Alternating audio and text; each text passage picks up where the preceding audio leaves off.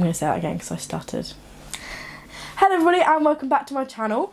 As you can see, I'm not in my usual setup. I'm in the Daily Weekly Casts studio, as we shall say. Today I'm going to be answering some of your questions that I asked you to ask me on Instagram, if that makes sense.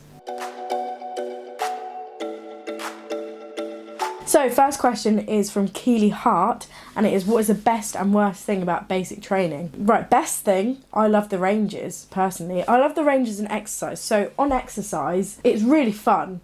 The two worst things about exercise are lack of sleep and weather. So, if the weather's rubbish, your life on exercise will be rubbish. I did it in like -2 degrees, but I've also done it in a nice 10 to 15 degrees. The 10 to 15 degrees was a lot better.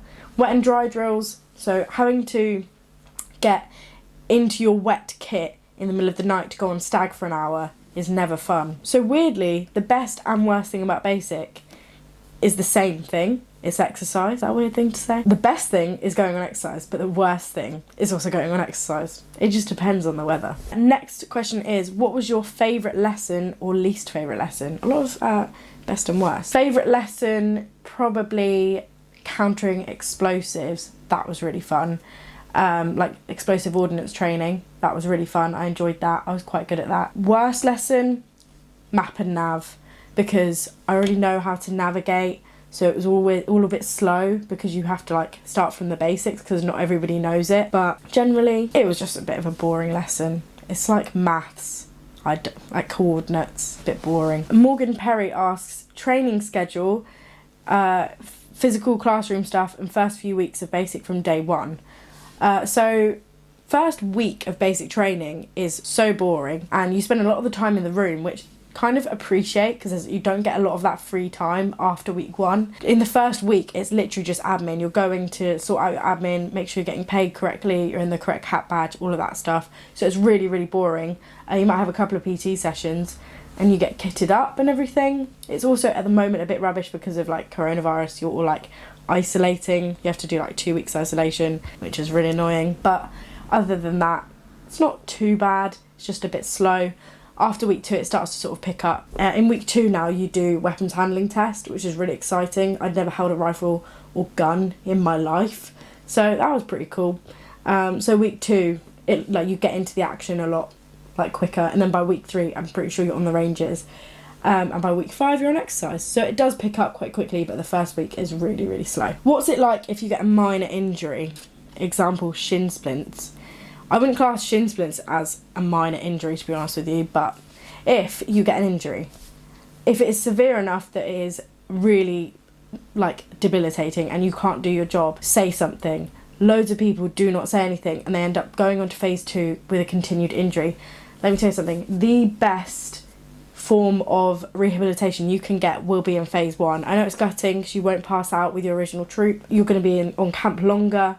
Best thing for me was going to Normandy and going in the rehabilitation block because I met some of the most amazing and down-to-earth people ever. I think when you go through basic training, you're all kind of on a high horse because you're like, I'm in basic training, I'm nearly done, 3 weeks left, 2 weeks left, 1 week left. When you go to Normandy, you're all a bit like, oh, it kind of slows down.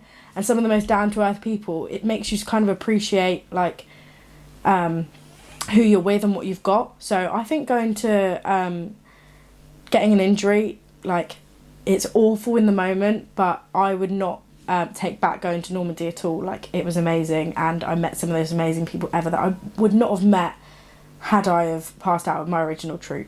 Okay, so someone's asked the average-ish day of the life in phase 1. There's no average day. Every week you'll be on something different. So 1 week could be ranges, next could be CBRN, so gassed. Next week could be section commanders week.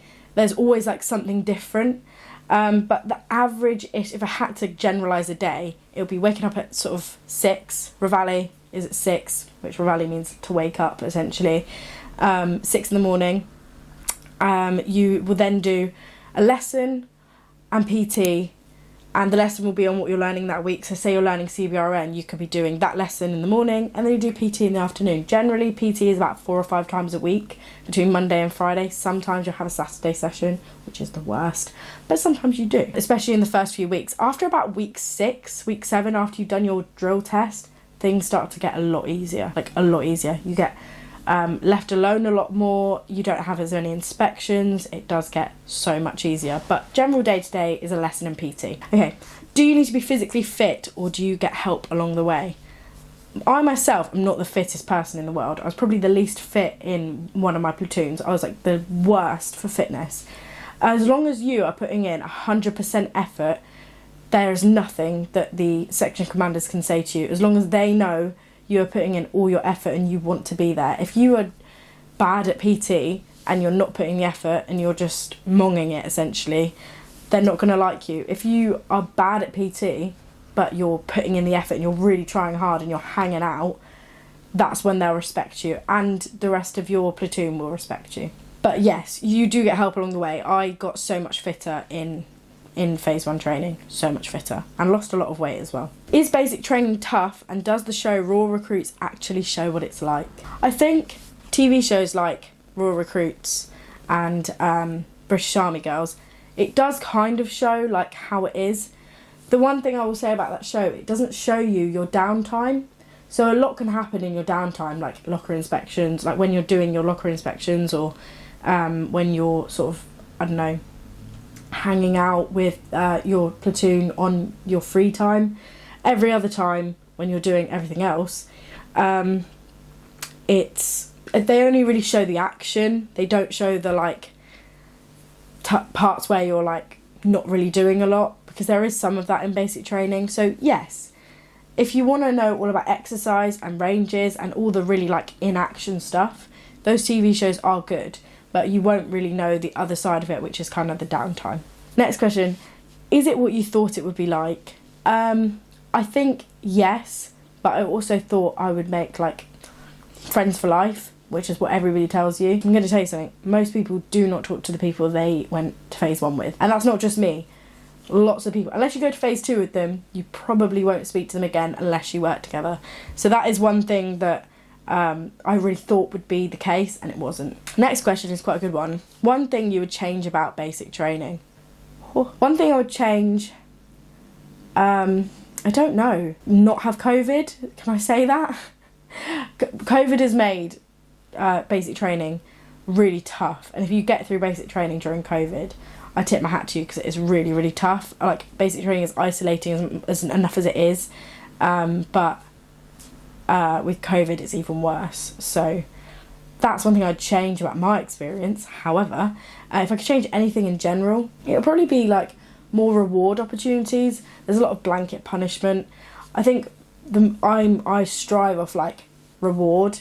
So if there was like more reward opportunities, I probably would say that I'd make it better. But like, it's an army, you know, like it's not all fluffy cushions and cuddles, you know, like it's tough and it's meant to be tough. Yeah, I don't know. I wouldn't say make it easier in terms of like having rewards, but I think sometimes you need an incentive sometimes, rather than to be shot down a little bit. It can be a bit shoot downy, if that makes any sense. Hardest part of basic? Tabbing. If you're short like me, tabbing is horrendous, like actually horrendous. Hate it. My shins burn, I die, even on the walking. The walking bit for me is the worst bit, because I'm just trying to keep up, and I might as well, their fast walk is like my jog. Absolutely horrendous, hate it. Tabbing, can just do one, basically hate it. But that's my personal opinion, because I am very short and not the fittest person in the world. So last question is, what times did you have to get up and go to sleep? The wake up time is about 6 in the morning, which is the time you're supposed to go to sleep. SCOF starts at 6 in the morning. On Sundays, SCOF starts at 7, but you're still meant to wake up at 6. A lot of people don't. Me personally, in the first few weeks, I would wake up like 5:30 so I could get to SCOF for 6. After like week 5 or 6, that wasn't happening anymore. Especially the more time I spent at Purbright, I realised that I could do so much, I could get so much more sleep and still get the stuff I wanted to get done. So I'd wake up about 6:15. Some people wake up earlier, some people wake up later. I think as long as you get the block jobs done, get breakfast, and do what you need to do. It doesn't matter what time you wake up, as long as you've got everything done that you need to get done. On the weekends, I'll probably wake up about 6:30 to get to school for 7. Bedtime, for the first few weeks, you probably won't get to bed until like 10 or 11 because you'll be doing your locker.